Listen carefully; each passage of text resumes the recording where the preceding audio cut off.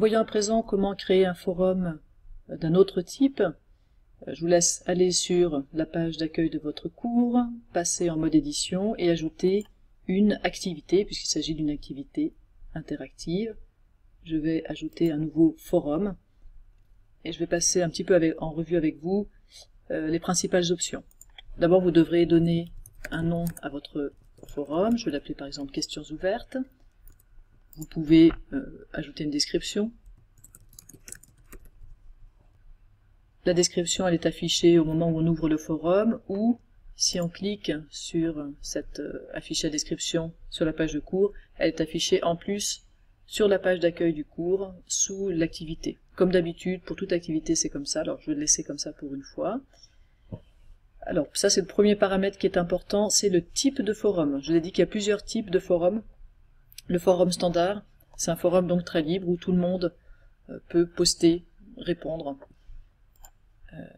Il y a des forums plus originaux. Je vous propose de faire un forum de type questions-réponses. Dans ce forum de type questions-réponses, l'enseignant pose des questions, les élèves répondent. Tant que les élèves n'ont pas répondu, ils ne peuvent pas voir les réponses de leurs camarades.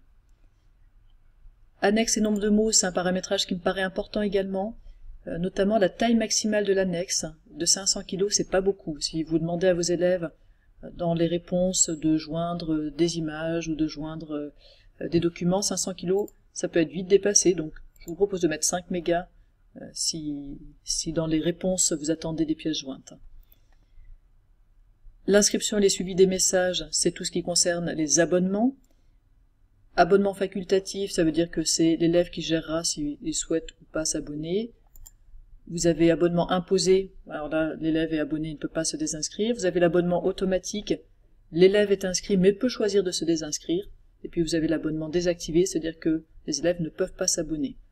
Je vous propose de mettre en automatique, donc je vous rappelle, ça veut dire l'élève est abonné par défaut, mais il peut choisir de se désinscrire de cet abonnement. Le suivi des messages, ça concerne un système d'affichage dans les forums, je vous propose de laisser comme ça. Et puis, on peut laisser tout le reste, ça va très bien comme ça. Et donc je vais marquer enregistrer et revenir au cours. Et je vois mon forum questions ouvertes avec sa description, puisque j'avais coché que je souhaitais que la description apparaisse sur la page d'accueil. Je vous montre juste maintenant comment poster un nouveau message, ça va être comme dans le forum des nouvelles.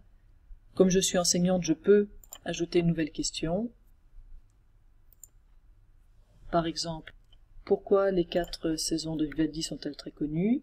Et je peux préciser dans mon message, je peux préciser ma question, et j'ai accès à tout l'éditeur habituel de Moodle, qu'on a déjà vu souvent. Ce qui veut dire que moi, quand j'écris ma question, et les élèves, quand ils répondront, ils peuvent, par exemple, joindre une vidéo pour accompagner leur message. Ils peuvent évidemment rajouter des images, des fichiers son, etc. et même annexer des fichiers PDF ou doc ou autre. On a déjà vu ce que veut dire épingler, ça veut dire donc rester en haut du forum, tout bien visible, et puis on a vu déjà ce que ça voulait dire que de ne pas mettre de délai de modification. Donc j'envoie ici mon sujet. Je vais pouvoir le modifier pendant 5 minutes. Je vous propose de voir dans la vidéo suivante comment on peut y répondre.